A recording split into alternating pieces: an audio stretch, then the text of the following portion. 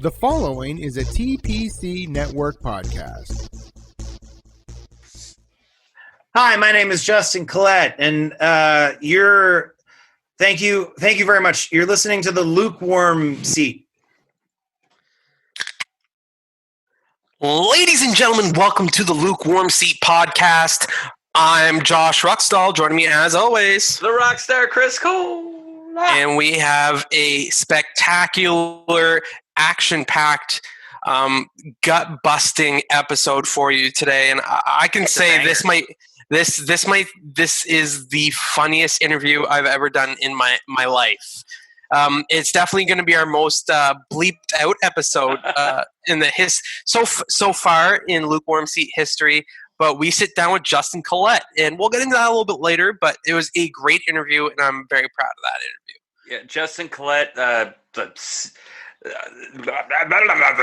I'm good at this. Justin Collette, the star of Cupcake and Dino on Netflix. Man, what a guy! And it was really a really fun interview. I nerdwired him a little bit. The human serviette, for those who don't know. I did that a little bit. We touched a little bit on mutual acquaintances and friends.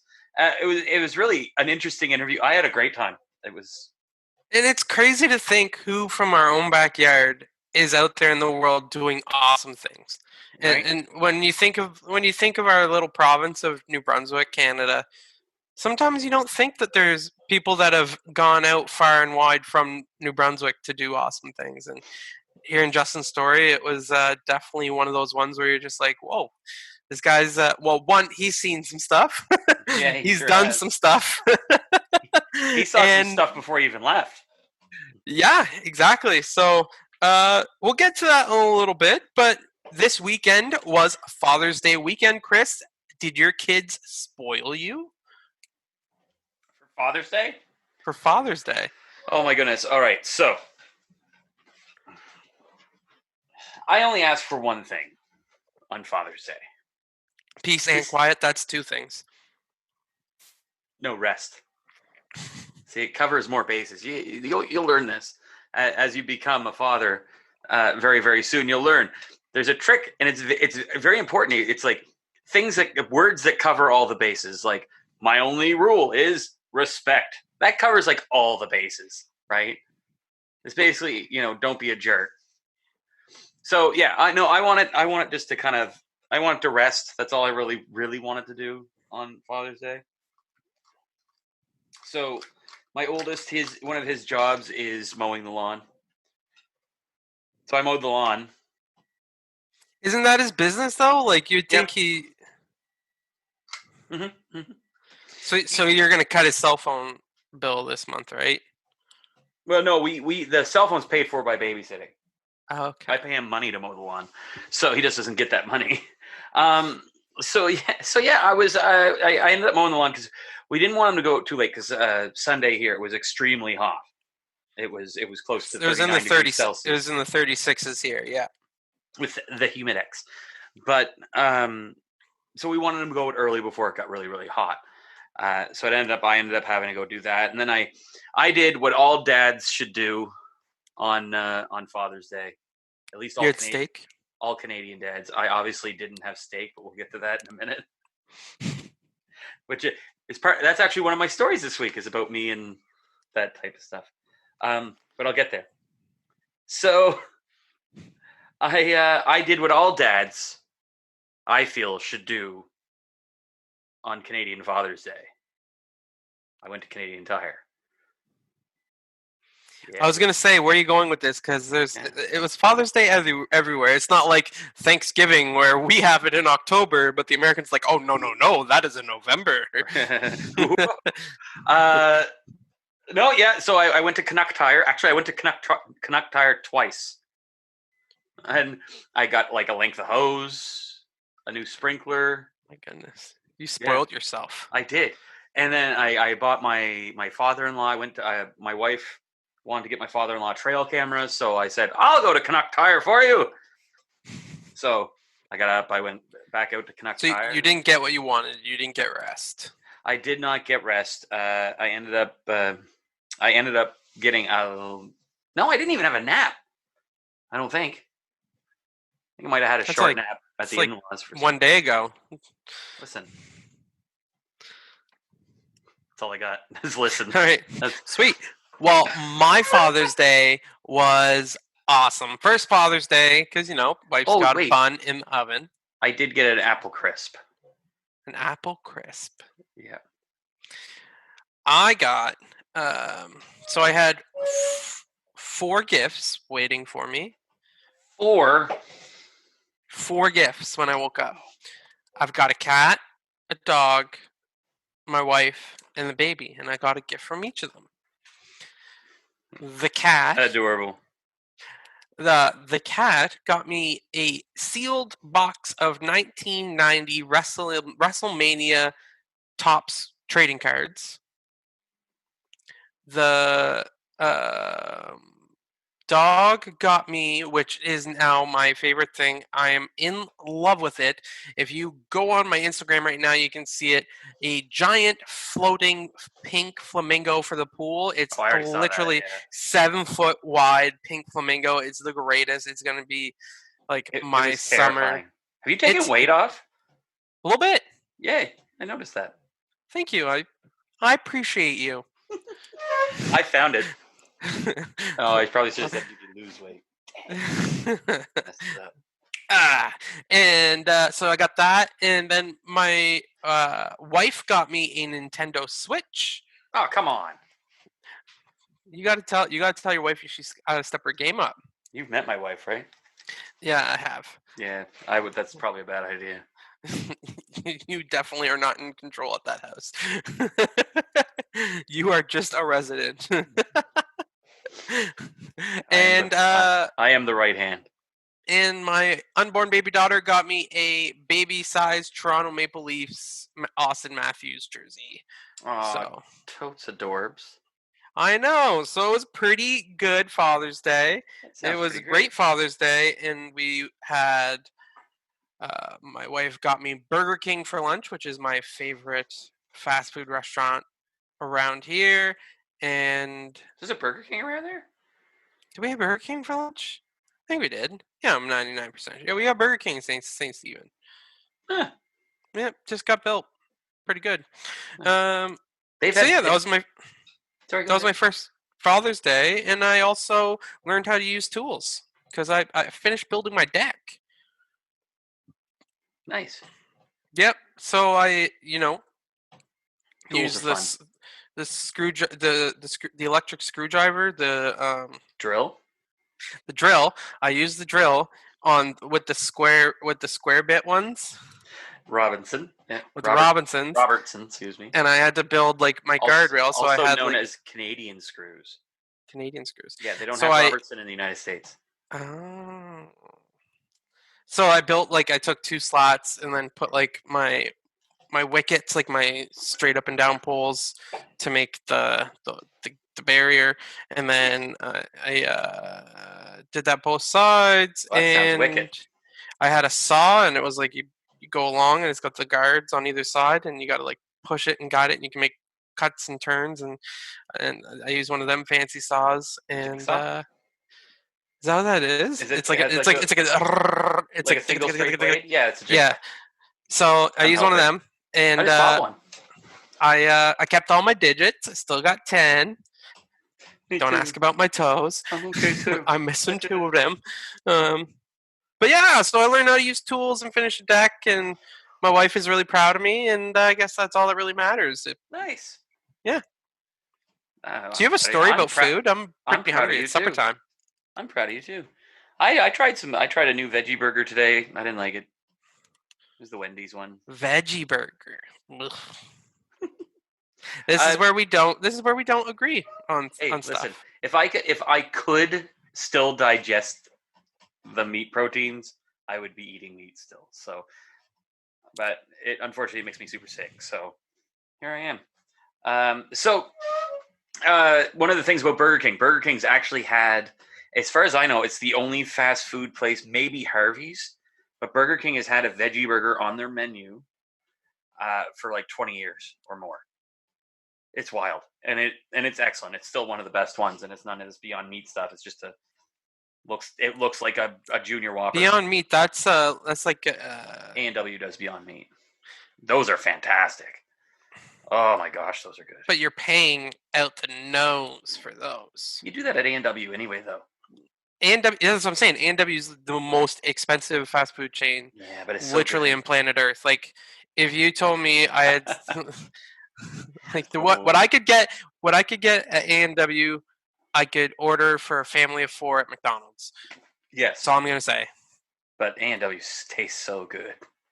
Their fries aren't that great. No, their fries aren't that great. You're right, but man, that burger spice.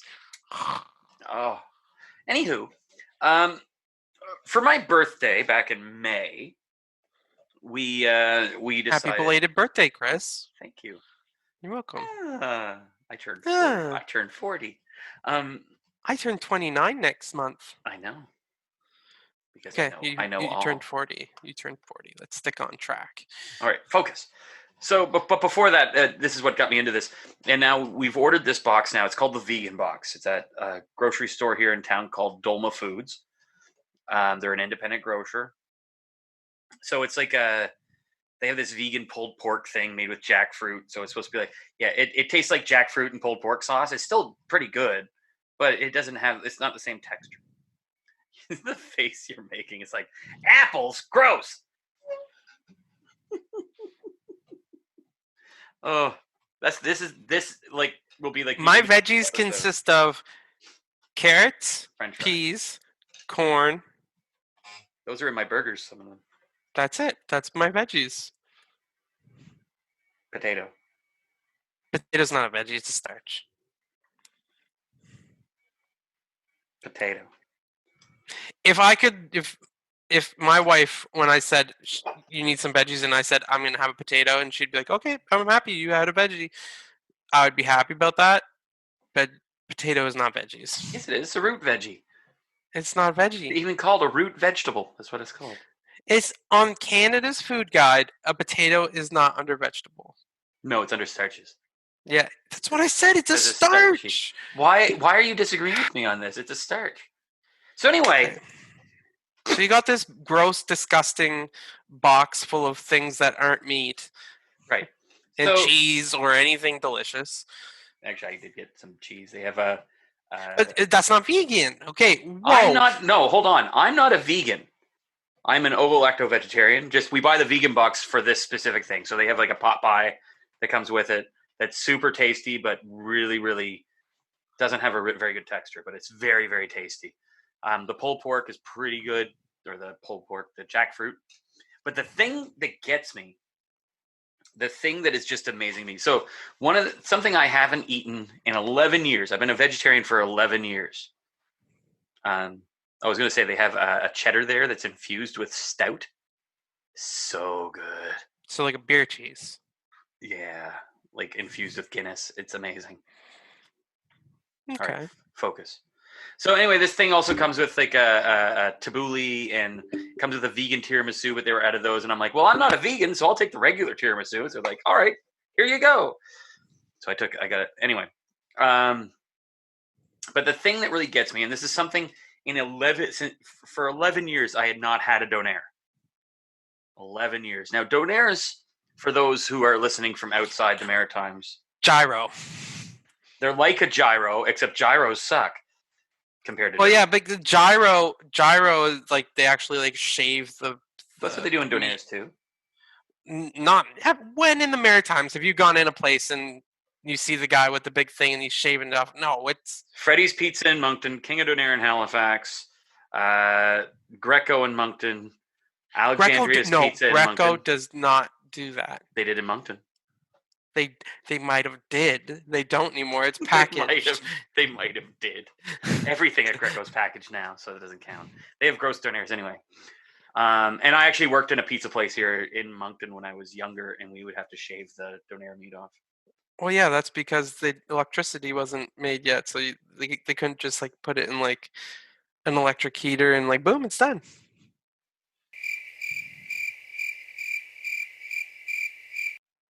You're a monster.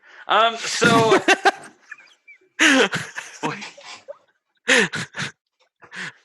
But yeah, it's that thing. It looks like my nails did when I took them out of my deck. It looks like donair meat. So anyway, they have in this box this vegan donair meat stuff.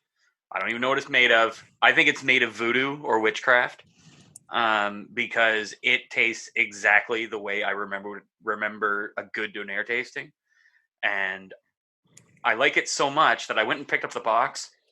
And then I got some sweets for dessert for the kids, because this place has like a bakery and stuff. And the guy, like, I saw him, he's packing the box up because I didn't pack it until I got there. And I looked in the fridge. I'm like, oh, there's more. So I got another pack of the donair this time. Anyway, this is like the 5th time we've ordered this box since the shutdown, because it's I don't know, like $50, and it handles our meals for 3 days. So your sensitivity is based on something like a medical thing that your body just can't process. So did your wife jump on board? And she goes, "Oh, I'll go vegetarian with you." No, she's been vegetarian since she was 16. Okay. Yeah. So you guys now force your kids to be vegetarians. We don't really force them. We just make them. That's like, what came first, the chicken or the egg? Yeah, the chicken. Yeah.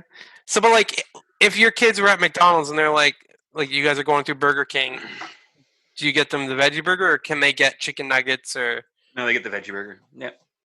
We're like any other family. It's like any other belief. Well, I'd understand. My wife is. I'd understand not wanting to make many meals, like making 3 different meals for people. But like when you go out, I was just wondering if it was different. Where like, since you don't like, there's no like dietary restriction for your kids if you let them like indulge a little bit. But my wife has a moral objection to eating meat. So I always say that she's a moral vegetarian and I'm an amoral vegetarian. So, and that's just part of it's like if we were raising them Catholic, like we would raise them as Catholic-y people. I don't know how to say that. Anyway, Christians? Well, Catholicists. I'm just making up words now. So it's just part of the belief structure in our house. Like we do even our eggs, we do free run eggs and cruelty free whatever, and then on top of that, not eating meat. So they've grown up with the belief that we shouldn't eat meat. However, they've also grown up with the belief that people that do eat meat are not bad, and that they have that choice because they just made a different choice than us, and we're not to be jerks about it, and just like we don't want them to be jerks to us, which people have. As long as you don't do CrossFit, you're fine. Kirk.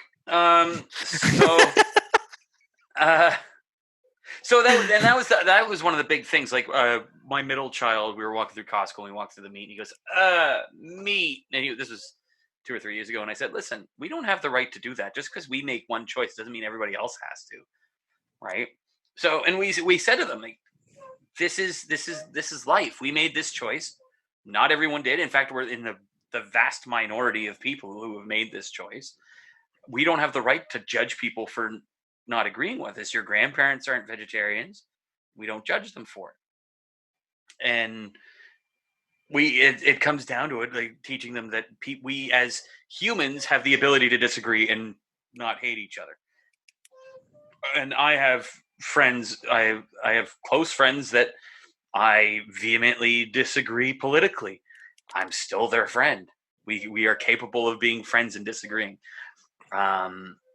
I disagree with your ageist comment earlier, you monster, but I'm still going to be your friend, even though you're a young whippersnapper. And that's something that, like, I think is very cool in the sense that you've like your kids, they don't even have that curiosity of like, well, what is meat? Why do we not eat meat? Like they just, it's natural that they don't want to eat meat. Yeah, and we've talked about it, like why this choice was made for our family, and now, like, would your wife be disappointed if, like, when they move, like, let's say they're going to university and they're like want to experiment, like, it's instead of drugs they want to experiment with meat? Like, would your wife be very disappointed if, like, he was like, Mom, I need you to come get me, I'm like really full from like a steak, and like I can't drive. Mom, Like, I need you to take me to the hospital because I've never eaten this. In I need you to I need to get my stomach stumped. I think I got my steak stomach poisoning. stumped. My stomach stumped is the greatest. That's the greatest line ever in the history of this show. I need to get my stomach stumped. Actually, I need to apologize because I was listening to last week's episode. I butchered like 3 names. It's KJ Appa, not AJ Kappa. And there was another one I said wrong. I can't remember now, and it doesn't matter. But I said 2 names wrong. So Pumick stumped because the the steak was too good, and it just made his belly hurt. So, like, do you think your wife would be like? I'm just trying to like a certain amount, but I mean, like, there's like obviously they're going to be curious, and we assume at least one of them will be a meat eater by adulthood, because that. It happens. Like again, we make as the adults here, we make the decisions for them because they're children. Yeah. When they get to when they become a meat eater, you're just hoping it's not that they're a cannibal. Right. Although one of them could be. Never know. They're evil. So yeah, so it's always been like, I mean, that's always been there. But again, we just teach them not to be jerks about it, and we expect them at some point in their lives, at least one of them will experiment and try it. And the first time I love that you could take the context of what we're talking about and replace it with booze, like booze, drugs, sexuality, and you're like, anything. We would accept that. We will accept our child, even if they are. We will still love them no matter what. But we're talking about them not being vegetarian. Yeah, right. Like it's so funny. Like I know you were joking, like gross, like, but it's so funny how many people come up to you and they're not joking and they give you that opinion, like it's unsolicited. I had a woman who was the mother of my brother's first wife. I guess That's yeah. So anyway, woman that was the mother of your brother's. Okay. Yeah. Yep. So my brother's first mother-in-law, who was, I'm fairly certain, Satan, and she told, like, went on and on about how my kids, there's no possible way they could be healthy.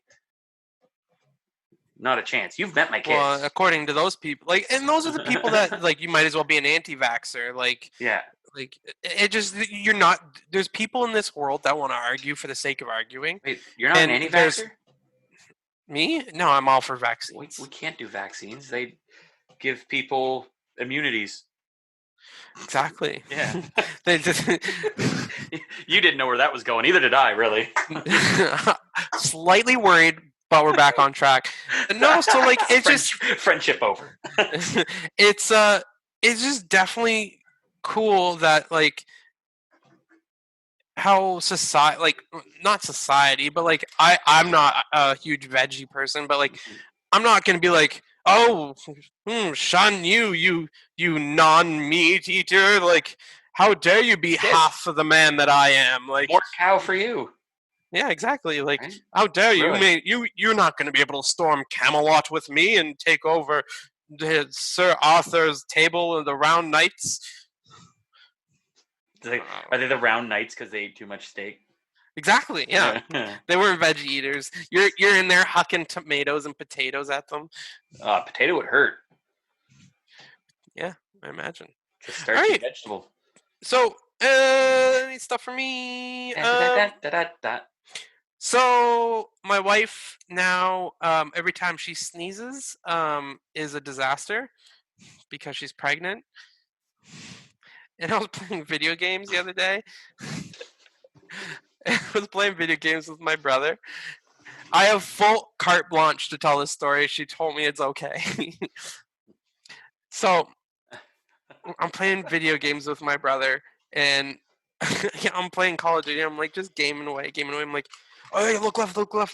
And out of the, like, the one, like, bit that's not covering my ear of my headphone, all I hear is, achoo! Oh no. And I was like, I've heard that many times.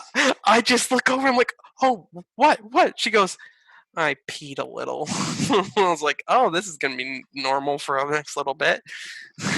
So I was just like, oh, some of the joys of, nearing the end of childbirth.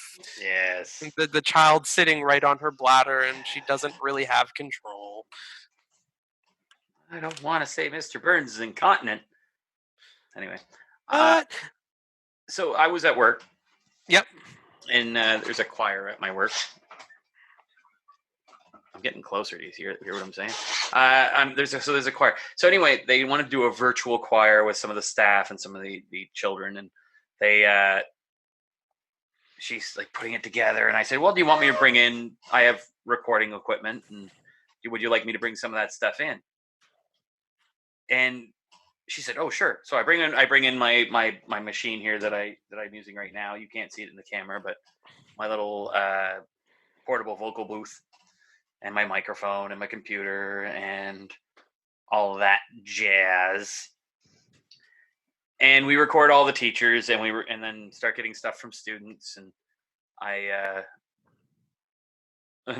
and she's like, oh, this is hard. Like, it's gonna be, I don't know how you're gonna do this. Like, one person sang and they didn't put any pauses between verses, so everything just kind of mushed together. So I had to cut it up, and anyway, I sent it to her today. I finished it off.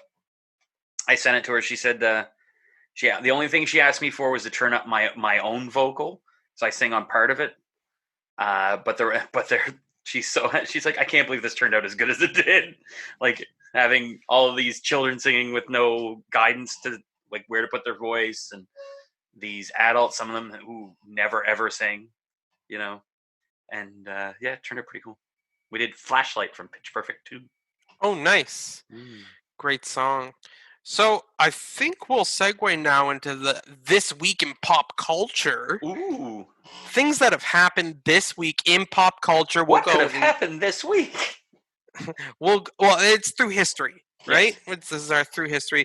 So I'm going to go all the way back to 1980. I was a glimmer in my father's eye. He was he would have been 13 years old at that time. That's quick math for you. Hold on. Wait a second now. He would have been 13. Oh, my God. All right. 1980. He's 13 years older than I am. Yes, you were born in 1980, right? Mm-hmm. Okay. The David Letterman Show debuted on NBC Daytime. It was canceled a few months later as a daytime show. What was it again, sorry? The David Letterman Show debuted on NBC Daytime. It was canceled a few months later. That's wild. In 1997, the second worst Batman movie came to theaters. Batman and Robin. Or is that the worst one? No, Batman Forever. Batman and Robin's way worse than Batman and Forever. Which one's the one where they tried to introduce Batgirl? Is that Batman and Robin? Yeah, that's Batman and Robin. Okay, see, the worst Batman movie. Batman Forever was really bad, but it was saved by an amazing soundtrack. Yeah, that had U2, and it had "Kiss from a Rose" by Seal on it, and it had wicked. And that was Poison. That was Poison Ivy, Bane, or was that for? No, the second one's Jim Carrey and what's his name? Two-Face. The third one. Batman That's Forever. The third one. Yeah, Batman Forever is the third one. The second one is Catwoman and Penguin. The second of the two Michael Keatons. Okay, but and it's Val Kilmer.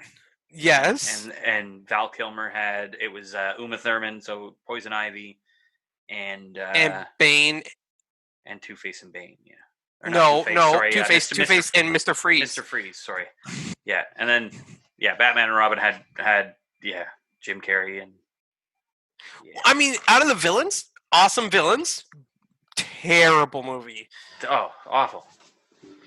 So that came out in 1997.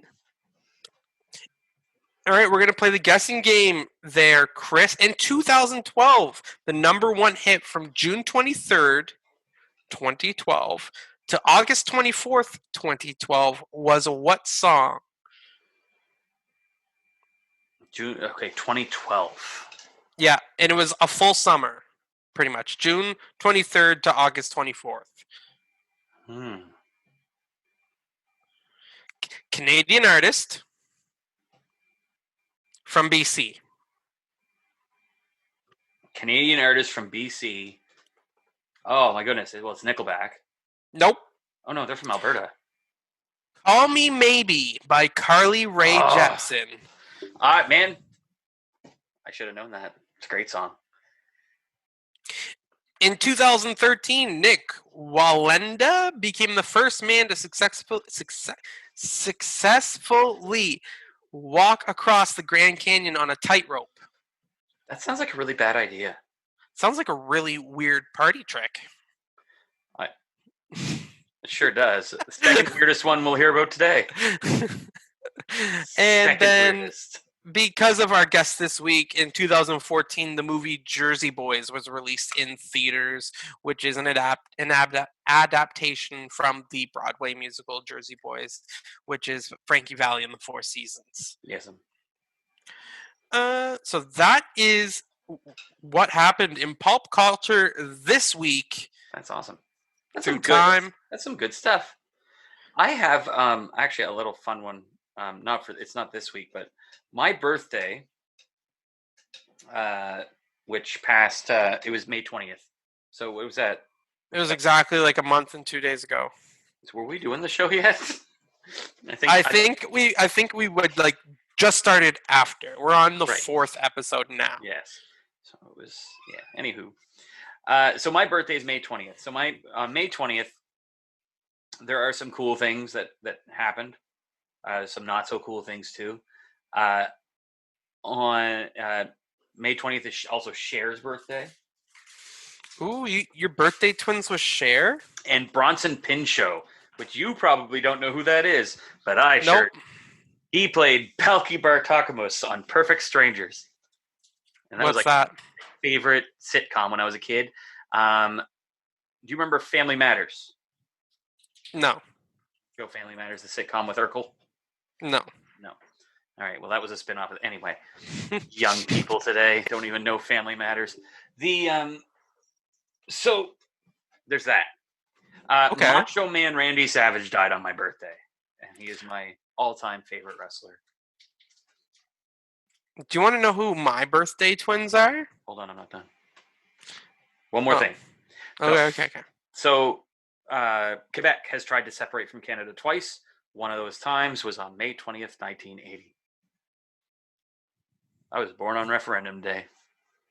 Anyway, who are your birthday twins, Joshy? Stephen Anthony Lawrence, also better known as Beans from the show Even Stevens back in the day. I don't know what that is. Okay, so there's him. We have WWE former World Heavyweight Champion Jinder Mahal, Also a Canadian. also Canadian. And then the most notable would be Benedict Cumberbatch. Benedict Cumberbatch. And there's also this guy here, and he's a guitarist, and he looks... Oh, okay. I'm also share a birthday with the guitarist from Queen, Brian May. Brian May, yeah. Cool. Well, way to go. So, way to be born on that day.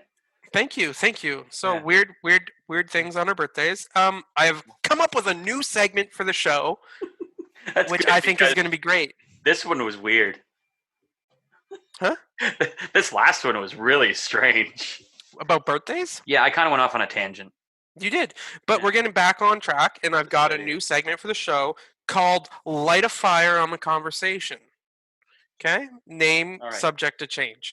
Can I point out that I wasn't warned about this? Well, I mean, I was warned there was a news thing, but you didn't tell me what it was. Exactly. Because Okay. it's a question.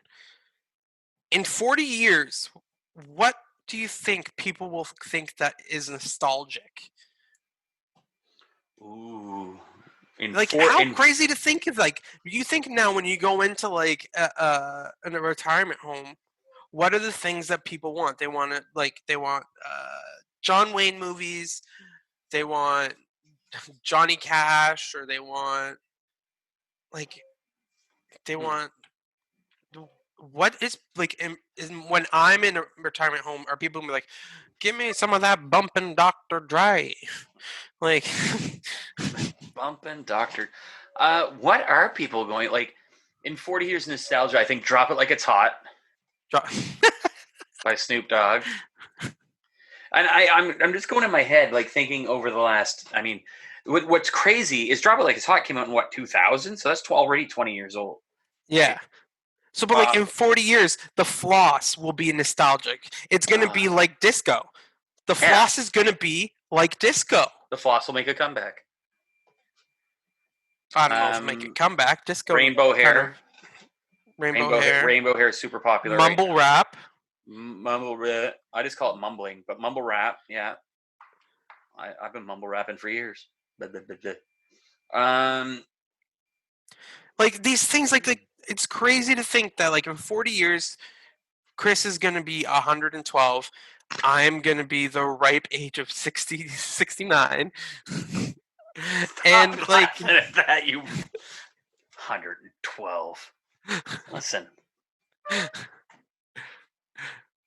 I'm surprised you heard me. You didn't put your hearing aids in before we recorded today. You know what though? Hearing aids are pretty awesome. My Nana has one, and she can literally hear through walls. She gets superpowers when she wears her hearing aids. But you can tell she never wears them because you walk down into her house, and her TV is on max volume, and she literally still cannot hear the TV. So my father-in-law has hearing aids, and his have Bluetooth in them. So his hearing aids connect to his phone, his iPad. They connect directly to his TV. It's amazing. It's just like AirPods for him. Yeah, it literally it'll turn down the ambient sound and turn on the like when he turns on the TV or whatever, and it turns on the TV sound and he hears it super clearly, and then we're kind of like background noise. Yeah, it's super neat. Sometimes I just like walk up next to him and yell though. He doesn't like that. So yeah, it's cool. Each week I'm gonna bring a question that's like a conversation starter question. I got it. Podcasts will definitely be a nostalgia thing, I think, in 40 years. You think podcasts are gonna be more nostalgia? What do you think is gonna take the place of podcasts? I think podcasts have evolved from talk radio and given everybody a avenue to get their platform. 100% they have, but I think there's going to be something else. There's going to be something TikTok with only audio. You only get 7 seconds to TikTok-audio. So like, well, I mean, but there's going to be something else, like maybe making the video podcasts or whatever that are beamed directly to your eyeballs. Making video the iPod, like the iPhone that goes right into it's like a contact lens into your eyeball. Yeah. And yeah. Drama reference. That's yes. What was that on about? Oh yeah. So I just feel like they're going to they'll make video as easy to do as audio is. Or maybe people are going to realize it pretty much is anyway, because video's not that hard, really, depending on how advanced you're going. It's more based on data, though, because if you look at people consume podcasts on the go, it's more about efficiency of not using so much data.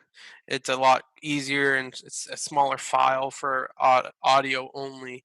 So I don't know if that'll be nostalgia. I'm trying to think of like a hairstyle that will be nostalgia, because I know like nostalgia right now is when I frosted my tips when I was 10 years old, because I thought that was the cool thing to do.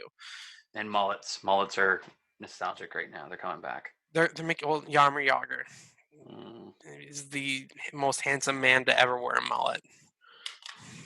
The most handsome to ever wear a mullet. I think MacGyver would beg to differ. I think not. Yarmer Yager and MacGyver.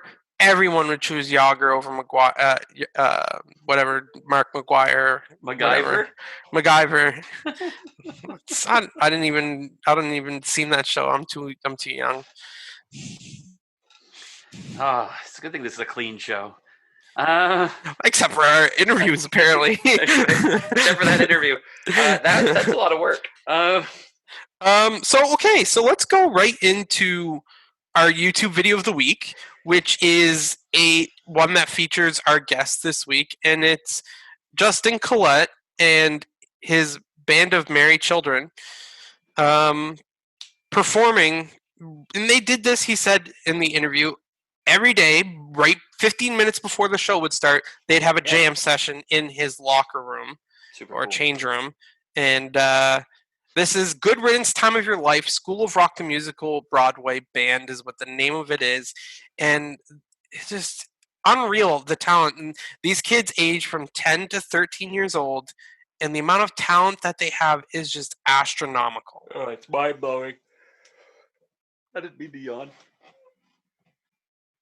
And it's just crazy. Like, these kids are killing it. Justin really bonded with these kids and created a real positive influence in their life and brought them together. He didn't have to want to jam with these kids before show. Like, he's there to do a job. He's not there to hang out with 10 to 13-year-olds.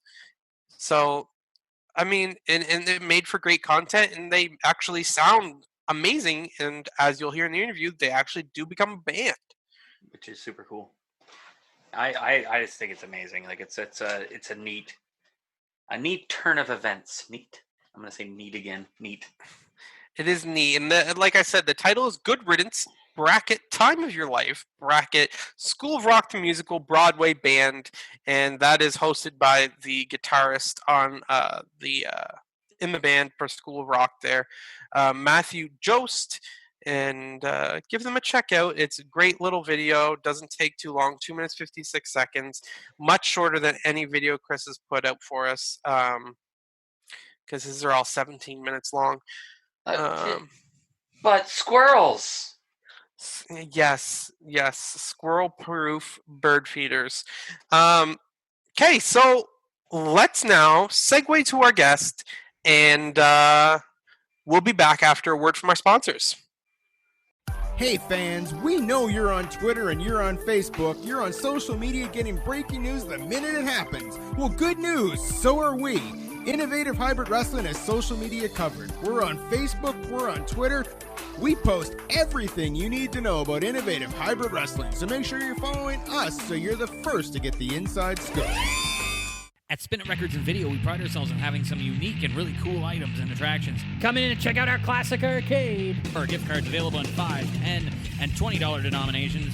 When you're here, go see our movie rental section sporting 35,000 DVDs, over 2,000 Blu-rays, including a large selection of Francophone films, and a huge selection of video games for rent. Make sure you check out our vinyl section. We have more vinyl than you can shake a stick at. For more information, go to spin-itrecords.ca. We're at 467A Main Street in Moncton, open 7 days a week. Video store 10 to 10, record store 10 to 8, Sundays 12 to 5. I love to read comic books, and man, do I love playing board games. That's why I go to Comic Hunter. Comic Hunter has Atlantic Canada's largest selection of comic books, graphic novels, board games, and manga. Plus, they have toys, action figures, statues, and much, much more. ComicHunter.net has a blog and Magic the Gathering web store. Events every single night, Dungeons & Dragons, Magic the Gathering, board games, Star Wars X-Wing, and much more. Ladies and gentlemen, they have mangas, buy 3, get 1 free, used graphic novels, buy 1, get 1, plus the dollar bin of comics, thousands of comic books, up to 50% off the more you buy. Check out ComicHunter.net. They have a knowledgeable staff, plus Matt Surrett's there too. Open Monday to Friday 10 to 10, Saturday 10 to 9, Sunday 12 to 6. Location is Moncton, 467 Main Street, Suite 300, and in Charlottetown, 181 Queen Street. That's right, Comic Hunter, where heroes come to play. For all your hauling needs, call Brace & Son Enterprises, TPC Network's newest sponsor. Call them at 506-381-8178. They haul material, and in the winter, they do snow plowing and snow blowing. Call Brace & Son Enterprises. Ladies and gentlemen, we are here with our guest, Justin Collette. Hi, Justin. Hello. Hello. Hi. Justin, for those that don't know you, can you please give a brief synopsis, almost like it would say in a playbill by chance? Oh, who would I say out? Yeah, like who you are, what you've I done, am just a little highlight. Yeah, I am an actor, musician, comedian, who I'm probably best known for playing Cupcake on Netflix's original show, Cupcake and Dino, General Services, or as playing Dewey Finn, the lead character in School of Rock, the musical on Broadway. Also, I look nice. I could agree with that. So we have all three of us have something in common. We're all from the New Brunswick Maritimes of Canada. Okay. So how did you fall in love with the arts, being from a province that's not really known for its passion for the arts? Oh man. Well, that may be like maybe an age difference thing here, Josh. When I was a boy, there was. Actually, the New Brunswick province has a theater in every high school that are all different from one another because we had a premier in the 80s that insisted that all the theaters be redone. So, I'm not that old, but when I was in high school, there was still a lot of embers burning from the fire of like whatever theater renaissance that happened in New Brunswick. I remember the drama festival in New Brunswick was huge. I went there and there were hundreds and hundreds and hundreds of kids that were participating in doing plays. I just remember really wanting to, I remember loving cartoons as a kid and then going to school and trying to be a cartoon character and then trying to get involved in anything that I could that would, let me do weird voices. So there were a lot of outlets at the time because I think there were a lot of people that came from New Brunswick that did have a lot of theater, people who were passionate about theater at the time were kind of running the show when I got up there. So before you got into... Yeah, no, that's and perfect. I'm assuming you and I are close in age because when I was a Moncton High kid and we always had, the one about nuns and nonsense and there was a guy Michael McCardle who was around for a long time and was organized like so stop participating in like a high school music right at the Capitol Theater. I'm not arguing your point, Josh. I just think that there was a lot of stuff.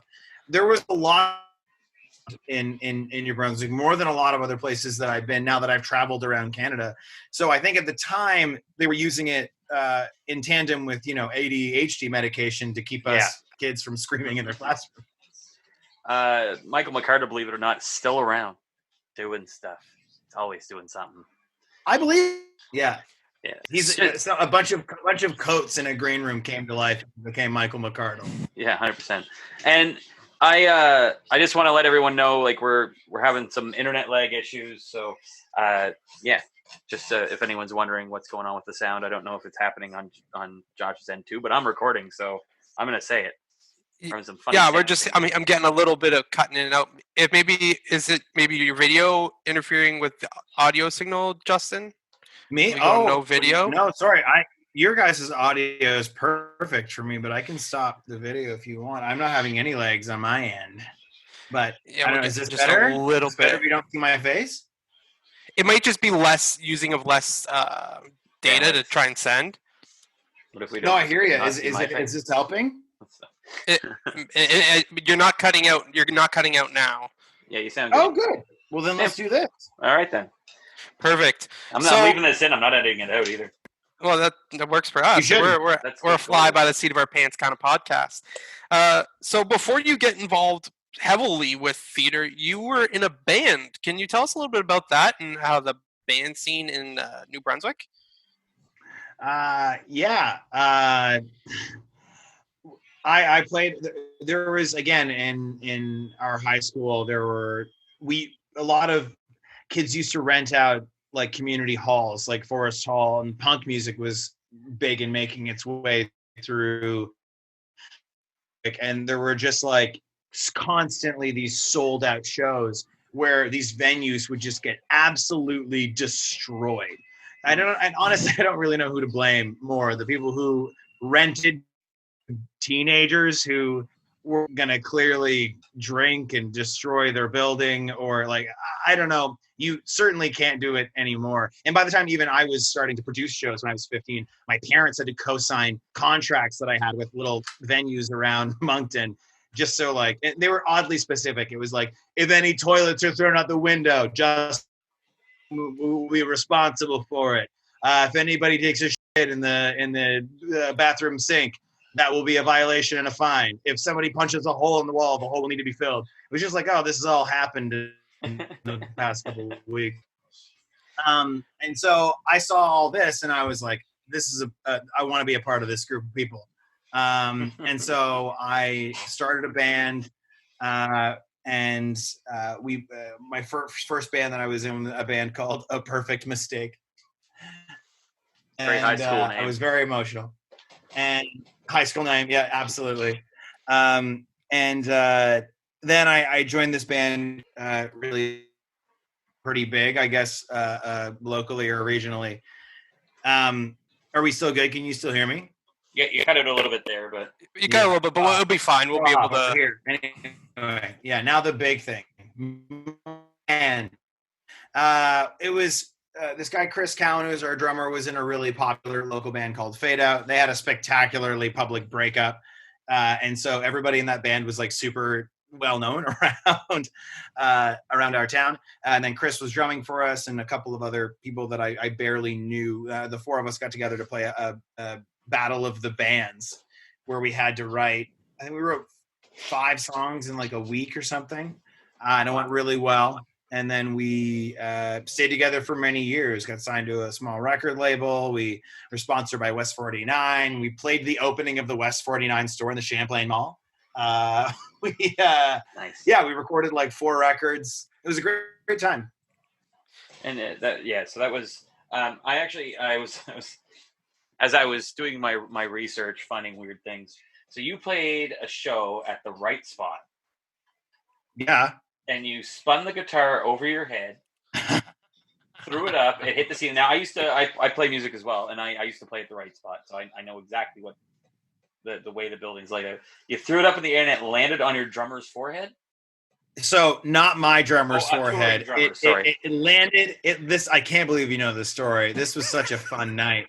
We went to the Right Spot. Was a venue that existed for 4 minutes, and we did all 3 of them. The after hours bar. Yeah, it had all the ambiance of like if a church legion and like the PTA had a fucking love child. It was so horribly dingy and dark, but also felt like you were in detention, but like if dad ran detention and smoked and loved meth. And so we played this show. I think it was the only show we ever played there, again, because it was open for 10 seconds. And the band that opened for us, they were from Newfoundland. God bless them, and thank goodness they were, because they were watching us play our set, and we were going nuts. And I just bought these strap locks, which bolt your guitar strap to your guitar. Yeah. So they lock in like, I don't know, like these like a locking clip that would be on like a backpack that replaces the regular guitar strap, and then you like put 2 big bolts into the fucking guitar to keep it in place. So I'm feeling really confident. We had rented the wireless packs from Long and McQuaid so we could do the guitar spins. You can't spin your guitar if you got a lead cord attached to it. It's a disaster. So big finale. I believe I spun the guitar once successfully. I remember spinning it once and really nailing it. And everybody was so impressed. And what is always a bad choice in any artistic endeavor is when something works, you're like, I'm going to do that again right now. And it's going to get the same reaction. So I spun it a second time, and the clip hit my body, which I didn't think it could do. So like the pressure of how hard I threw it just squeezed the clip against my body while the guitar was whipping around. It flew up, literally went through the tiled ceiling like you'd seen like in elementary school, just those the drop ceiling, like foam.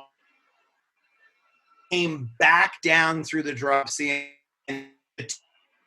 the head of the drum played for us. Jeez. Any of them. So I finished the song going crazier than before, trying to play it off like I meant it. And then my guitar player kept pointing to the crowd and laughing. I'm like, what is going on? And I went into the show, and the guy ran out and was watching blood from his face. And kicked my ass after the show. He bought me a beer. He's like, oh, no problem, man. No, guitar in the face. Not the first time I had it. Oh my God. Do you have another band-related question, Chris? I do. Okay, go for it. I'm good at this part. So I remember the Right Spot so well. I was actually in a band that played at the other Right Spot. I don't know if you remember that one, but it was like in the basement of a Greco. It was awful. That's the most New Brunswick shit I've heard in my life. Yeah, Like, there was a venue in the basement of the Greco. Yeah. We used to steal from the garbage bag at Tim Hortons. They live in the dumpster back behind it. And I remember our big break at the time was like, we get to play the big Right Spot for the breakfast crowd. We played for the breakfast crowd. It was weird. What a weird city. So you left the band. They became a Widescreen Sunrise. Yes. You moved to Toronto, and That's right. Roughly 4 years ago, you were in an H&R Block commercial. That's right. I was. I'm having an That was everywhere the moment. first. Yeah. You're killing it. This is the best. So that was the first commercial I ever booked, and ended up doing like amazing things for my career because that commercial got me my union card in one shot, and it wasn't supposed to. You're supposed to do like 4 different projects before you can join the union, which helps you get an agent and blah blah blah blah. Like it's all. It was my second commercial. My first commercial was a non-union job I did, selling fucking hard iced tea, where I just had to go up to people on the street and try to tell them things that blow their mind. There was something about like, did you ever think that a German Shepherd doesn't talk to you because it only speaks German? And then the catchphrase was, remember those. Sip on that. And that was the campaign. It was just me trying to blow people's minds. And I shit you not, we went to a fucking music festival and tried to just catch kids who were on acid going in and out of the festival so we could get like a really good reaction of me absolutely fucking blowing their minds when they went on, right before they were going on a boat to Toronto Island. Oh wow! And it worked. We got a bunch of great reactions there all day. And while I was shooting, the nudist bike race came up on us while we were shooting, and there's just a bunch of these old dudes with the oldest dicks, just like they were just stripping them off of their bike seats because they've been riding down Dundas. And it was just soaked, and everything was sticky, and they were stretching out all their holes and walking around. And then the producer was like, go interview one of them. And I was like, for real? We're just going to film it? Oh, also, this job is a nightmare for me to begin with. I hate talking to new people, like, for no reason, to solicit them, to bother them. It's my nightmare. So now we've leveled up from acid heads to fucking a biker gang of senior nudists who were protesting or, I don't know, lost their clothes. I don't know what the fuck this was for. I guess it's an annual thing. I go up on this guy with just such an authoritative dick. It was just like, I'd never seen a loose one that it was like me in a butcher's window. It was crazy. And he knew it, and he was walking around. He was kind of a short guy. And you could tell that this was the best thing about him. And he doesn't have a chance to show it off any other day. So today's the one day a year that he gets to be just king of the universe. So he walks around like he's mayor of the dicks, and he comes up and he's like, sure, blow my mind. And I had to try to tell this man riddles. And he was just like, that's not funny. He like wasn't having any of it. He just,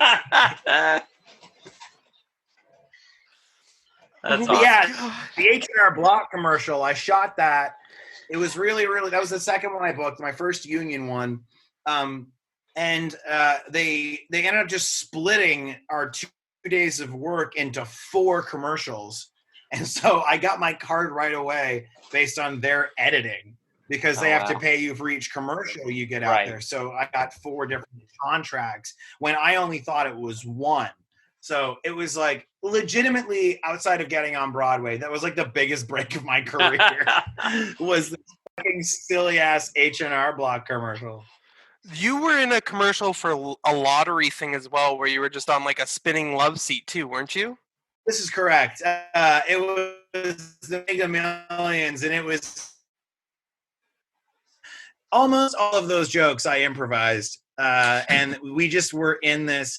I remember I was a touch hungover from doing a show the night before, and I went in at like 5 a.m. into this. This was all shot in a part of a rich person's home, like an actual rich person's actual home. Mm-hmm. And the whole film crew was in this house. And just to give you an idea of how rich this person was, I never saw them, and we never got to that part of the house, despite using their whole, what I thought was the whole basement. We also had a kitchen to ourselves and a garage, and there's a whole film crew in there. And they're like, no problem, we'll use another part of our house. So we just shot this whole commercial in this place. And yeah, that commercial was fun as hell. It was really great. So I'm going to go back a little bit because I met you around 2009, 2010 when I started getting involved with the Canadian Improv Games as my school competed. That's right. And that's when we met because you ran the CIG in Moncton. I did. So what? I feel like I'm in court. I feel like the way that these questions are phrased, I do not recall. Like I'm on the witness stand. Like, Mr. Collette, in 2009, you were running the Canadian Improv Games. Were you? Like, yes, Your Honor, I was. I played the tens and I did it well. So I did improv for 1 year, and that is the year that Woodstock, my high school, won and went to the national tournament. The national tournament, and we got to do a show with you in Woodstock, which went like every way but south. It went bad, and did it? I remember like it was just like we like were so like the audience wasn't with it, and they didn't know what improv was, and there was just like no laughter, and it was just like it was you, Scott Lloyd, Michelle Hart, and all us Woodstock students, and it was just like no laughter, and we're like, well, we tried. And so what got you involved with improv? Because then you went on to work for CIG Canada and work at the Nationals. Yeah, I mean,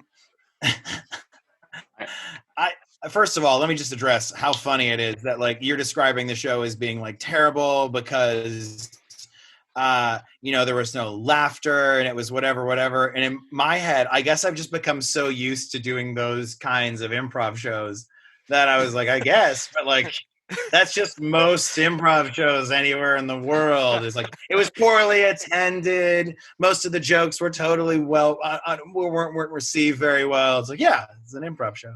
It's a lot of thinking. Yeah. You're like, what did I say? I remember actually running out of gas going to do a workshop at your school. That was like the first doing a workshop. Yeah. That was horrible. I like spun out behind a transport truck and then I ran out of gas. It was in the middle of January or something. Sounded like the great. Yeah. I didn't really. I was on some kind of mission. I started improv in my high school. I started performing improv in my high school in the 10th grade. We had an amazing team. There were a bunch of guys, one who went to the school before that went on to do some cool stuff. Genevieve Fleming was on the improv team. She went on to do Studio 50 in Vancouver, like a very famous acting school. I can't remember if it's 1 or 4 or 8 or whatever. And Chris Kelly went on to do This Is That for CBC Radio. Is a very funny sketch comedian. And Colin Cowan is the first person that I ever knew. He's how I heard of the Second City. Because he went to Second City, Toronto, right at a high school. So our school was like, had a really famous or very, very popular improv team like 6 years before I got there.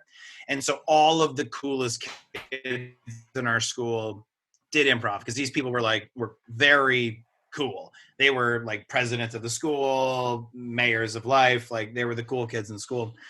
And so when I saw the cool kids doing it, I was like, well, this is my way to reverse be a cool kid. Go to where the cool kids are. You then become cool. That's fair. So, right. So I did it. We won our tournament the first year, went to the nationals. I fell in love with it. And then I ended up working for the organization in a lot of different ways. I was a national judge for like 6 years. I was one of the original people for Improv U. It was my idea to bring a camp out east. It ended up happening. I eventually ended up taking it over as the artistic director, writing all the curriculum and doing all the programming for the East Coast Improv University. And I did Second City in Chicago based on my Canadian Improv Games work that was hugely influential in my life. And then I worked for Bad Dog Theater in Toronto. Nice. Did you ever work at the Dinner Theater in Moncton, McSweeney's? A whole hell of a lot, yes. Yeah, okay. Sorry, I'm just doing research while you're talking. Don't mind me. Yeah, the research is being done while it's happening. You're Googling. It's not research. Listen, Chris. no, I didn't Google. I Facebooked you. Because we have a lot of. I'm not cheating on this test. I'm researching the answers. We have a lot of mutual friends, so that's I figured that out. Yeah, I did one dinner theater show there where I ended up meeting the woman that I'm currently married to and has my currently adorable puppy in the other room. And that was a really great time. And after that, I wrote, I went on to write 7 of their shows and I directed 8. Wow. After that was over. So my friend Bobby and I were in charge of when we got to the dinner theater, literally the set was 1 8-by-13 foot piece of plywood in the middle of the stage that they would just paint a different color for every show. And then we built full sets. We brought in lighting. We totally changed the way that the narratives worked of dinner theater. We tried to make it more like a sitcom so we could attract a wider crowd. While we were running it, it became very, very popular again while it was in the middle of dying. So I'm really proud of the work that we did there. Yeah, because it's still going fairly strong now. So yeah, they're doing very well. Did Dan take over for you? Dan was in a bunch of the shows that I was in. He's the main guy now, right? Wow. Yeah, I mean, I was never Dan though. I was never in the show. Dan, they made a special. Yeah. Dan is amazing. I love Dan Lovely. Yeah. And they made a special full-time salaried position for him. I think he's one of their only real employees. Yeah, him and Sammy. Yeah, maybe Sammy. Well, Sammy, I think is just always in every show forever now. While in the middle of being pregnant and hosting, she's still hosting the country station. She's like a DJ. Sammy does everything all the time. She's great. She's gonna birth a baby while singing. Yeah. Oh, she would love that. I think that would she would do it while not breaking eye contact with you. That's the type of woman that Sammy is. Be terrifying. Yes. She's staring you down with her power while she pops out a kid and screams, "Feel like making love." At the top of her lungs. I was actually at the dinner theater with a group of teachers when Megan Pennell was proposed to. Oh yeah. So that was well, Megan Pennell was in the dinner theater show that I was the one show that I was in. Yeah, right. So did you find it a culture? Did you find a culture shock going from Riverview, New Brunswick to Toronto to New York City? Was there any culture shock there for you? I mean, I don't really know how to. No, I don't know. I don't have a real good answer to that. I remember growing up, I think people think that there's just such a big difference between the big city and whatever. I remember every small job I ever had growing up, if a boss had to make a hard decision, they'd be like, "Oh, it's not me, it's Toronto, you guys. It's the decision's coming down from Toronto here. I got no power. I can't do anything about it. It's just Toronto says these t-shirts got to be $15 and we got to follow what Toronto says, or otherwise like Toronto's going to kick my ass. And it's just like, you grow up thinking that it's a horrendous place, which, you know what, it is. But there's small pockets of what people I think what small town people think happens when you move to a big city is you have to deal with the big city all of the time. And I think the one thing that I would tell small town Justin versus big city Justin is to look at neighborhoods of cities, because cities, it doesn't really feel like Toronto or Chicago or New York. The cities are, the neighborhoods that are in the cities really are distinct, and they're all little small towns in and of themselves.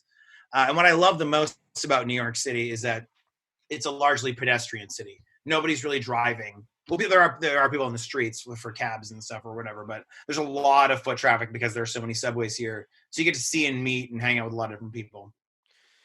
And that was going to lead to my second question, like neighborhoods of cities, but like your job when you went to New York and for the School of Rock was you were right in the mecca of tourist central of Times Square and Broadway.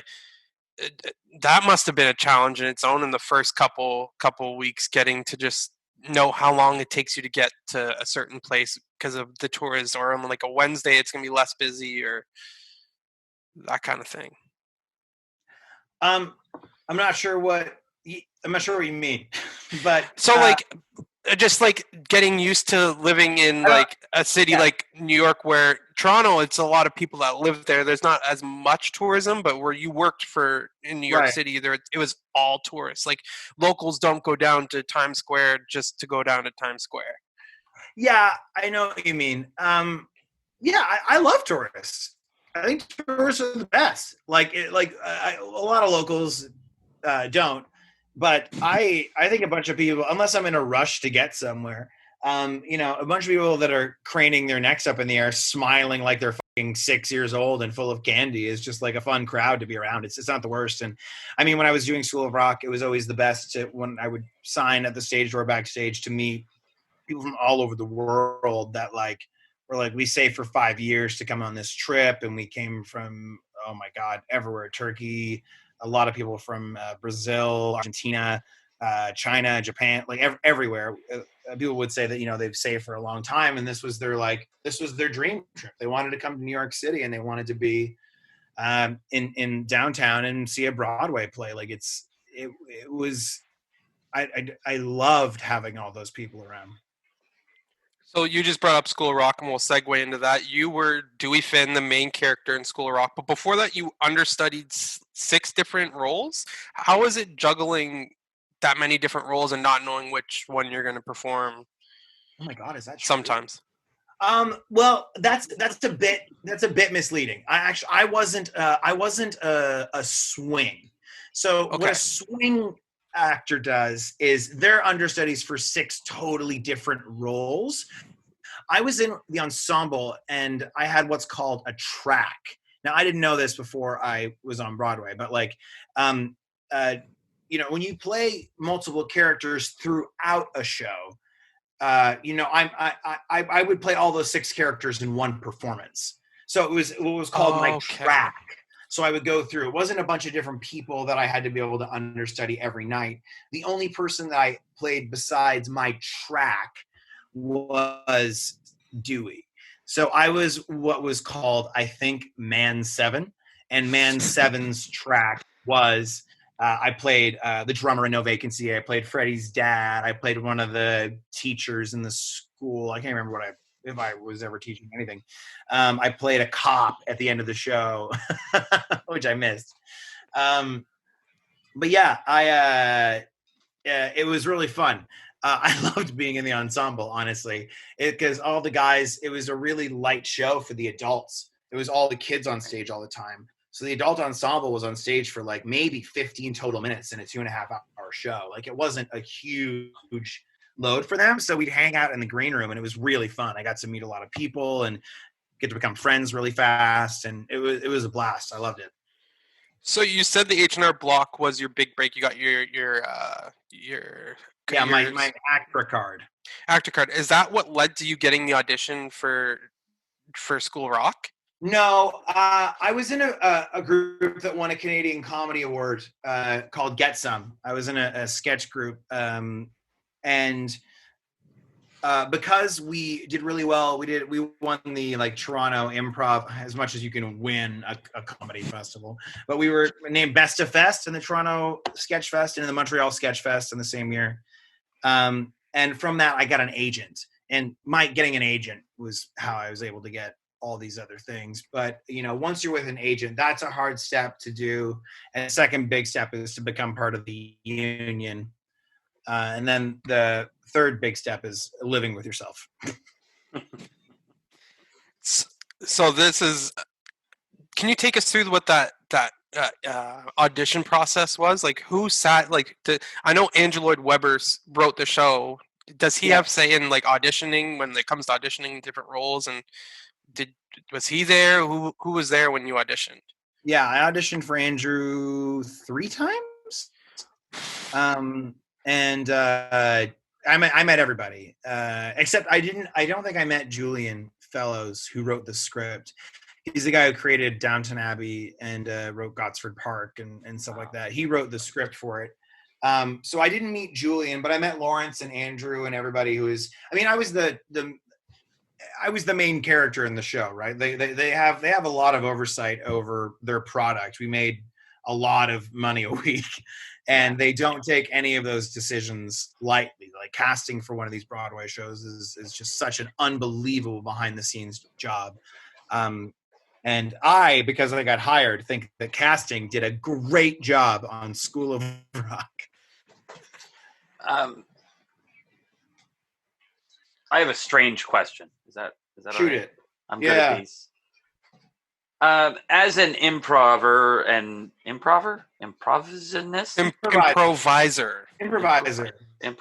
sure. Anyway, an improver. You've probably seen some really strange talents out of people. Like, what would you say would be the strangest talent that you've seen from an improviser or just an actor? Like for an example, people that play Super Mario Brothers on their Adam's apple, like weird skills. Is that weird? Like, have I met any real freak shows? Like, no, like somebody just like a strange talent. Like, what's the strangest talent that you've seen? The strangest talent that I've seen. Like, again, people like maybe play. I saw a 9-year-old child play "Sweet Child of Mine," the guitar solo from start to finish, better than Slash. That's pretty cool. I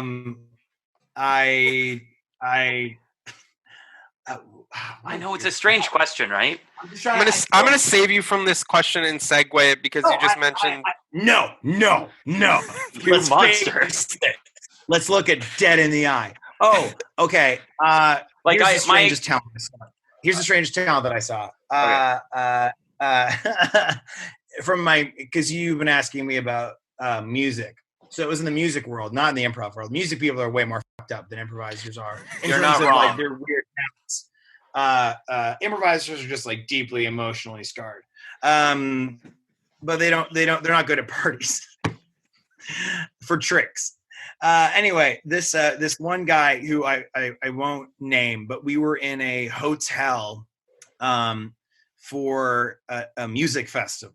And they held the Music New Brunswick Festival. I don't know who the fuck organized this, but they held the Music New Brunswick Festival in the Fairmont St. Andrews Castle. Like that giant, that beautiful old, the Algonquin, I think is what it's called. Yeah, it's the Algonquin. I got married there 6 months ago. The old 3-6. Okay, all right, congratulations. I'm going to ruin your wedding.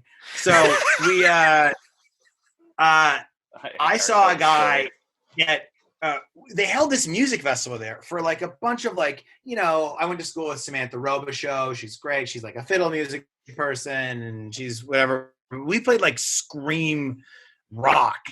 And I remember we played a show in like Ballroom B of this weird ass The Shining. It's the hotel Stephen King based The Shining off of, for those who don't know. He actually wrote it in there. Yes. Great, even better. So we played in the basement for a bunch of people in like suits and ties sitting at tables with like white tablecloths, and there were like 60 couples in their 40s listening to these teenagers go like, it was just like fucking absolute insanity. And they fucking loved us. They were trashed. They were like, we are into this. We never sold more merch or CDs. We had like a great night. They were all so into it. And then we went upstairs to party with the other bands, but they'd invited some real fucking party hounds to this fucking castle. And there was one guy who had a legendary skill that when he would always get naked at parties. And the thing that he would do when he got naked was he would take a cigarette, shove it, and then smoke the cigarette with. Chris knows exactly who you're talking about. I could see it on his face. Chris, do you know who I see? I am fairly certain I do. It's a local, right? Like from Moncton. Yeah, of course. Yeah. Maybe a little overweight, lost some weight recently. He's played Who knows? We don't need to go any further except to say that this is the best person I ever met. And I met him when I was like 14. Maybe like 3 legendary bands at this point. Yes. Love him. Yes. Also a man who I understand has had a Roman candle. He I sure wasn't has. at that party. He was married to my cousin. Not even kidding. He was married to my cousin. No, we're really narrowing it down now. How many cousins have you got, Chris? Listen, none of it's a secret. But I have a lot. My mom had 11 siblings, so. Okay, there we go. So anyway, great bass player. That's one of his mom's children's sister's children. You're on our list. So at the beginning of this question, you mentioned you saw a 9-year-old kid play guitar really well. In School Rock, you were cast with a bunch of children. So you have 2 different casts of children that you have to deal with when you're in that. Am I correct? Because of the child labor laws? Absolutely don't exist in this country. This country had 1 cast for 8 shows. In England, they had 3. So the same kids did 8 shows a week. 10-year-olds. They were incredible. That is mind-boggling to me because Yes. like I've seen shows where they use a child cast, like Matilda a couple of years ago, and they had 2 different. No, casts. we had 13 kids that were on stage every show, and they had 4 understudies. And the kids who were the swings, it was so sad because they were so incredibly talented, and they had to be. Like our boy. Am I right? Yeah, big time.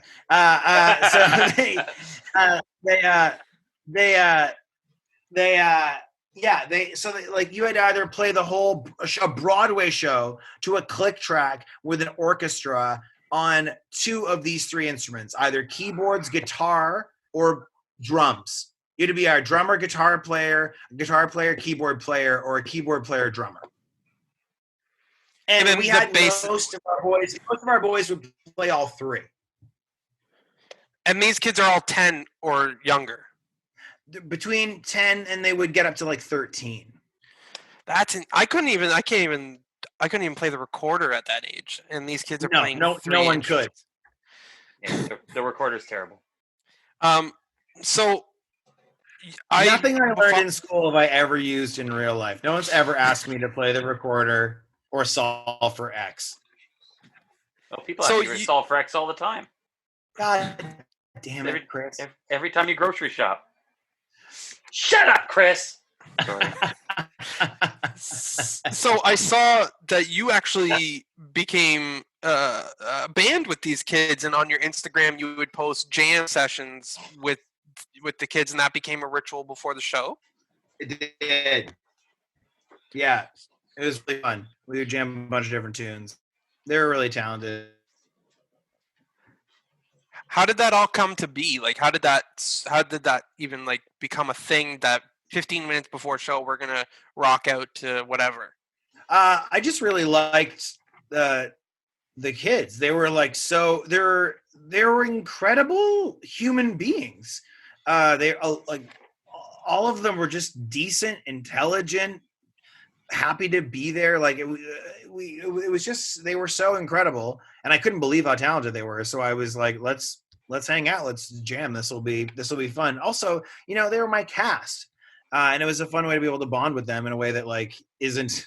We could go for beers after show without the problem.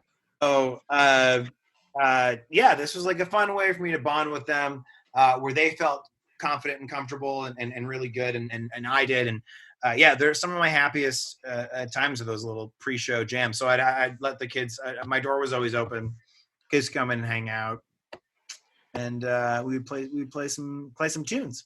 And you guys actually became a legitimate band. I did start a band with 3 of the kids. So how is that? It's great. We have a television show that we're pitching around right now, and nice. I'm hoping that I'm hoping that something comes from it. If not, we're also. I just recorded. I'm recording a bunch of music lately for a couple of projects, and 2 of the songs I recorded, I actually got one of the kids to play bass on both of the tracks from my other band. Nice. That is amazing. So just a couple more questions about Broadway, then we're going to move on to after what you've been doing since Broadway. What is the strangest stage door interaction you've had with a fan? Because I've seen over 12 shows, and there's some crazy fans at stage doors. I never really had a bad experience with a fan at the stage door. All my fans were the absolute best. I had some that came back a bunch of times to see the show. I loved every single person I met. The strangest thing that happened to me, I think on closing night, was this girl who looked like she knew how funny this was, gave me a like 3.5 foot by 2.5 foot large Kit Kat bar that I just like carried around with me because the after party around, and I'm like, I guess I'll just carry this. And so I just carried this novelty Kit Kat bar around the entire night of the closing party, and became really attached to it because I thought that the gift was really thoughtful. But now I'm wondering if it was a horrible prank. And although I wouldn't have known that I would carry it with me everywhere. So how many times during the party did you say, I'm just looking for somewhere to take a break? Constantly. And then I would wink and just slap everybody on the ass. I'm on board. I think that's a great idea. Yeah. All my adult cast male consenting friends. Yes. Yes. We are big on consent here on the podcast. 100%. Has to be said, unfortunately. Yeah, unfortunately, you're right. So have you ever been doing a performance and the stage manager comes up to you and goes, "Hey, so-and-so's in the audience tonight," and then like it's a celebrity? Yeah. And Tom Brady. What's that like? Tom Brady's wife, the guy who played Aladdin. Yeah, I met a bunch of celebrities. It was really fun. They're all great, and they were all actually really, really kind to me because they deeply know how hard my job was. Yeah. I was on stage for 2.5 full hours, and afterwards they'd be like, "What the fuck, man? Like, is this is your job?" Yeah, that was always kind of a rush to perform for somebody who you've watched perform for a long time, or you were into. We met a lot of really cool people. And then my final question concerning Broadway is, what is your dream? Like, if you could pick a role that you could do next on Broadway, what would it be? Because I see you as like the best Lonnie on Rock of Ages that could ever happen. Oh, thanks, man.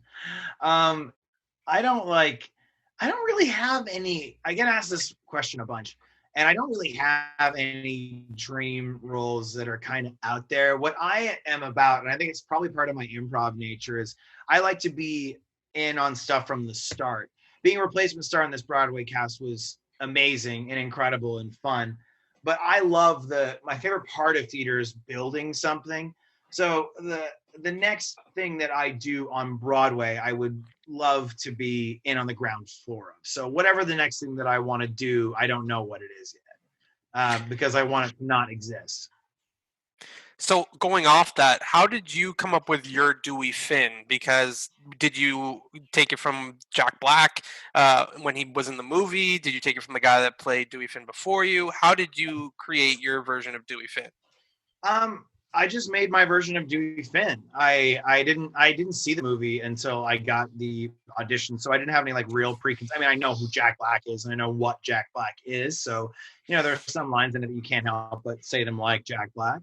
And the guy who played Dewey before me couldn't have been more different from me. He's just an awesome guy. I did it for I don't remember how long he did it for, but he was between me and Alex Brightman. And his name was Eric Peterson. And he was very much like a big, like goofy, like Disney kind of Dewey. He was really sweet with the kids, and he was just so like kind and genuine. I thought watching him perform, and then I was like, all right, none of that. We're gonna yell at these kids. We're gonna scream at them. I got to improvise a lot of jokes that they kept in the show. That was one of the things I loved about School of Rock, because you never get to do that on Broadway. You have to do exactly what was blocked the second the show was made forever. Like the shows have the same blocking as long as the show is alive. I didn't have to follow any of that. They were like, just do you, man. And so I got in the room and I read the lines and I was like, I'm going to do me. And every line that doesn't sound like I can say it believably, they're like, change it. And I was like, not a problem. And then if my change was a problem, I would get notes and I would have to pull it back. But I got to invent a lot of jokes that I really liked.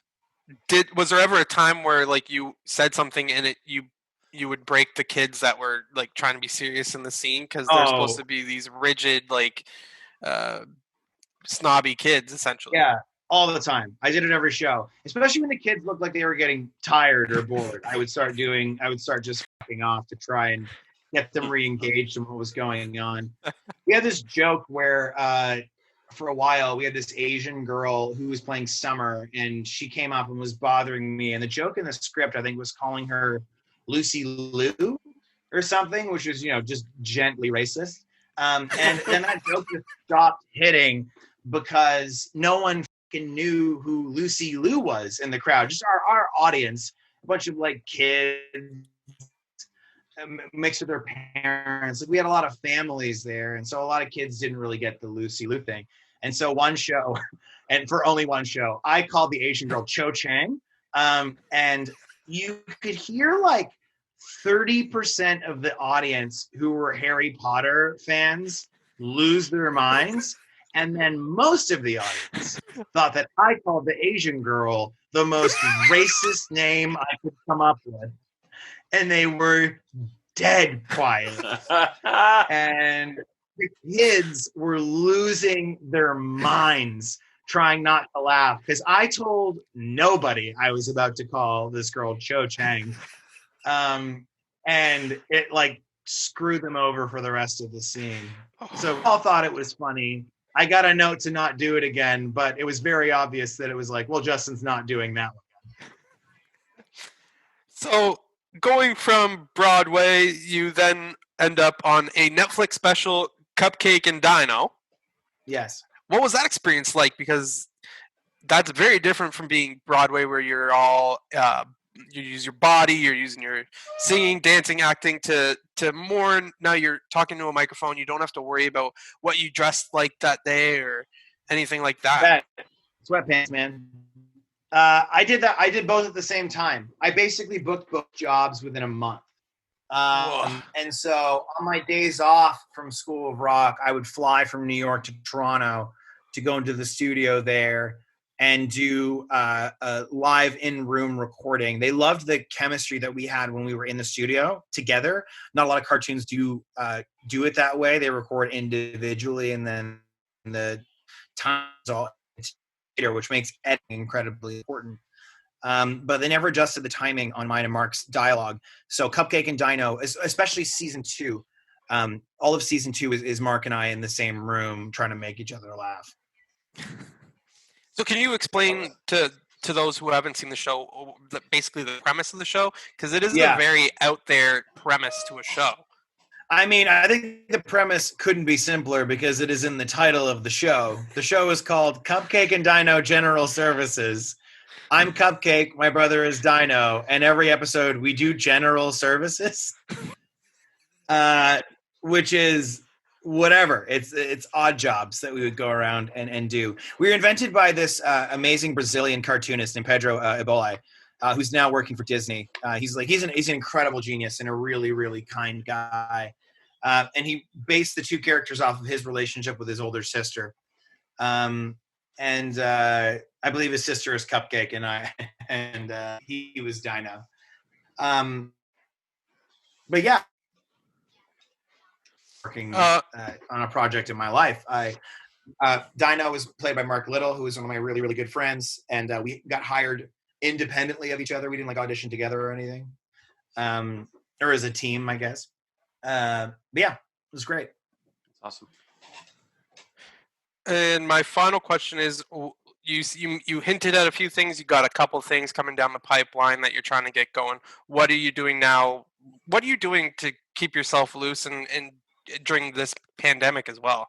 Yeah, I mean, I deeply miss doing improv, and I think once we're back in normal life, thing that I'm going to go back to and start flexing that muscle again. That I kind of got burnt out on it, and this School of Rock was a nice. My Broadway was a nice break for my improv career. I really want to go back to it and hang out and do it a little bit more. But I've been doing a lot of writing lately. I wrote a musical. We had our first big read of it in January, and it went incredibly well. And we were looking at producing it actually before this shut down. I had a bunch of anyway. That's what we're looking at doing. Is it's called Cult. I wrote a rock musical about a cult. I like when the titles say what the thing is you're going to see. Do you have anything else, Chris, you want to ask?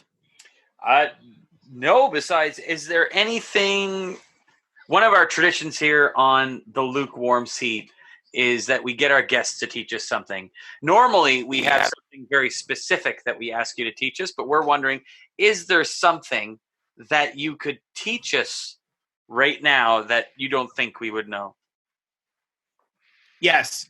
Well, Josh might have had the chance to know this, but I deeply think that he's forgotten it. So I'm going to teach you an improv trick that blew my mind. So this is how to high status anybody that you're having a conversation with and make them feel deeply uncomfortable. If you don't move your head while you're maintaining eye contact with somebody, it irrefutably gives you status in the conversation. I stole this from a Keith Johnstone book on improv when I was in high school. And then I went and I tried it on everybody I knew, and it was fucking insane how it changes the dynamics of a conversation. So when you're looking at somebody, it's really hard to not even like gradually bob your head just to show that you're not nuts. Mm-hmm. But not moving your head shows you mean business. So the next time you talk to somebody, don't move your head when you're talking to them and maintain eye contact with them. And it will it elevates your status in the conversation. Interesting. I think I have too much ADHD to do that. So, yeah, you know what? Just make it a game. Count the things in somebody's eyes. Oh, I play a game where I, instead of looking people in the eye, I'll look at their hairline. And that's just offensive. Yeah, it makes people really uncomfortable. It's hilarious. Yeah, but this will work. Like this is great for like restaurants. This is great for parties. It's a better party trick than the one you mentioned before. I feel like you guys aren't as impressed with this as you would be if we had the chance to do it and we weren't in this horrible situation. But go out and try it on whoever is the next person you see. I'm going to try it. And then do an epilogue where you say, a lady at the superstore who's taking my groceries. Why is she taking your groceries? She got to take them through the the conveyor belt. Oh. I don't know. I'm gonna try it on. Do you bring groceries to a grocery store? Do you think stores are places that you bring to them those things? Well, once I put them in the cart, they're mine, right? What happens when you go to Home Depot? I lick the nails. What? Gross. That's where I get wood. See, that's an improv thing where he just threw a suggestion at me and I accepted the offer. Yeah. Okay. My answer was still better. Whose face were you shoving that in? That was Chris's.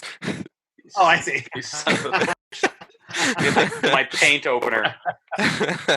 Well, we want to thank you so much. Where can people follow your career and follow you and work? It's your time to plug whatever you want. I don't post a lot unless it's important, and I just got a little puppy, and I'll be posting about him soon. So if you want to follow stuff about puppies or about the shows that I'm working on and the music that I'm doing, my Instagram handle is Sorry It's Justin, all one word. Just I'm very sorry, it's me. And follow me. Easy. Perfect. And how is it being a dog owner? We didn't get to touch on that. You had a little pandemic of your own right before we went on air. Yeah, I mean, this dog is the best dog I've ever seen in my entire life, and I won't even acknowledge what you're talking about because he's a good boy who's never pooped. Well, thank you, Justin. Thank you for coming on the Lukewarm seat. No problem. Thanks for having me. Thank you so much. Cool. Wow. There's really nothing I can follow up from that interview and say that will make like just be better than anything that Justin said. My goodness, I had to edit so much bleep. Well, I don't even call it. I just do like that empty sound, right? Like it's just like something. Like, oh my goodness, so good. I mean, he was, and like we didn't warn him like beforehand. We weren't like, oh, we're a family friendly podcast because like we've done 3 interviews now, and everyone's just been like okay, like there's not much swearing, but Justin just let it fly. True maritime fashion. Yeah, let it fly. And maybe we'll tell people down the road. See, and that's the thing. Like I came my other podcast that I was on for many years. We did kind of let it fly. And I'm also on another show here on the TPC Network that language is not a barrier. Like we allow it's rated explicit, but we decided not to do that with our show and forgot to tell the guests. So yeah. So now we know. Probably should warn the guests, but we feel that this interview is spectacular. At the beginning, there is some issue with his audio, and it does correct itself about anyway, 3 minutes in. But outstanding interview. Justin is just driven to do well in the business of being in entertainment, and really started off from improv, which if anybody knows anything about theater, it's like improv, then like the stages is like you start at improv. Like that's your starting point. That's if you're an actor, you're starting at improv to get noticed, to get commercials, and that's how he got his commercials, and then got an agent and went on to do a School of Rock. And it was just crazy. And it's his experiences he had as a teenager living in New Brunswick in the music scene.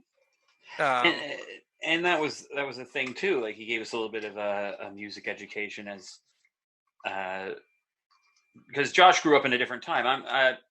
I think Justin's a little bit closer to my age, not a lot. Like, I think he's like right in the middle of you and I. Yeah, so he would have seen a different time because I mean everything goes in fluctuations. When he was coming of age in the bar scene, punk music was huge, and especially in the Moncton area.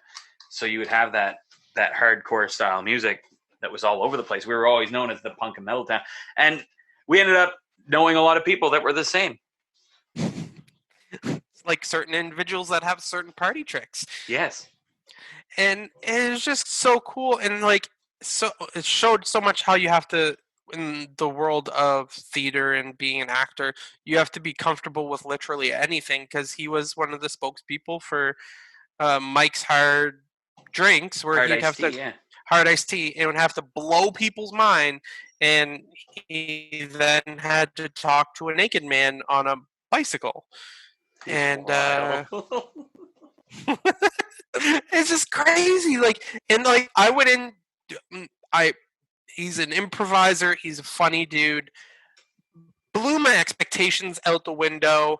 Great guy. Follow him on Instagram if you want to see cute puppy photos.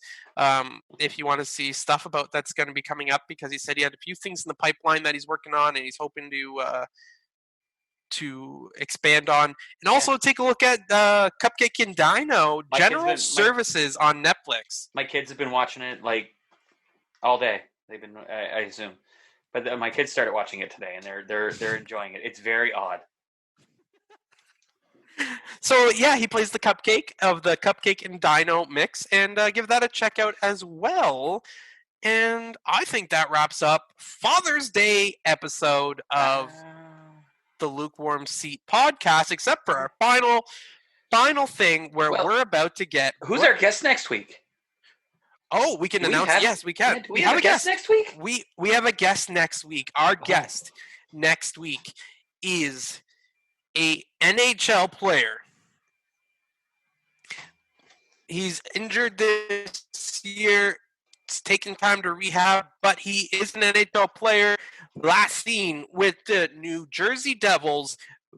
Spent many years with the Vancouver Canucks. We have goaltender Eddie Lack on the podcast, and that podcast will be brought to you by Savarina PR and 44 Concierge, as they were able to help us get that guest. And it's going to be awesome to have an athlete of that caliber and talk about and talk about what it's like being on the road all the time, from training camp right through till, if you're in the playoffs, right through to June. And having those 3 months off in between, but also having to train and be fit and do all these things, managing a family life while doing all that. And that's the questions we want to ask. We don't want to be like, oh, what was it like being teammates with this guy? No, we want to ask, did you have any pre-game superstitions? Those are the things we want to know on this podcast, and I'm excited for next week to bring Eddie Lack onto the podcast. Now, Chris. Wait. Also, I want to remind everybody, rate, review, subscribe to us wherever you get your podcast. Make sure you share us, too, because that's such a big thing that we forget to ask sometimes, is to share the show. If you've enjoyed us, you must assume that others will enjoy us as well. And just, give us a quick little share on your social media, and we'd love to have more listeners. Yeah, and tell your friends, tell your parents, tell your kids, because we're for everybody. We're literally a podcast that is for everyone. Everyone can find something to take away from the podcast and enjoy. We learn things from our guests. I haven't broken eye contact with Chris since we've been talking about our interview, and I haven't moved my head. I have the authoritative position here, which is why I'm going to be telling today's Brown and Sticky segment. Ooh. I came prepared. Oh, good. So did I, just in case. See, I've got a plethora. Ooh, plethora. Good word. Thank you.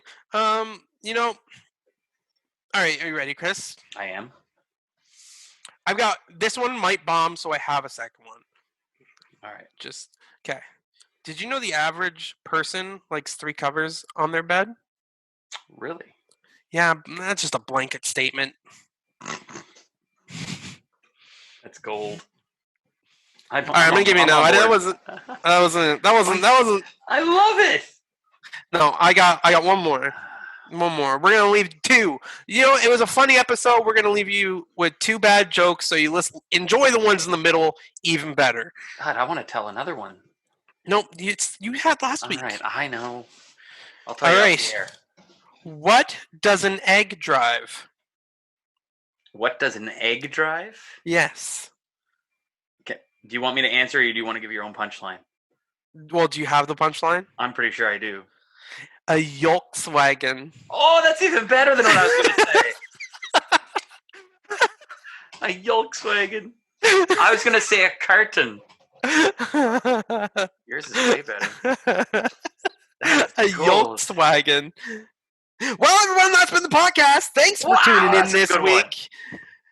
Hit us up on the follow. Hit us up with a share. Tell your friends. Tell your mom. Tell your brother. Tell your sister. Tell your aunt. Tell your uncle. Tell your neighbor. Tell us. Tell them. Don't tell us. You already listen to us. Tell them about us. We're the Lukewarm Seat Podcast. I'm Josh Ruxtall. I'm Rockstar Chris Cole. And this has been episode number 4 of the Lukewarm Seat Podcast. Bye, everybody. This has been a TPC Network podcast. For more shows like this, go to tpcnetwork.com/podcasts.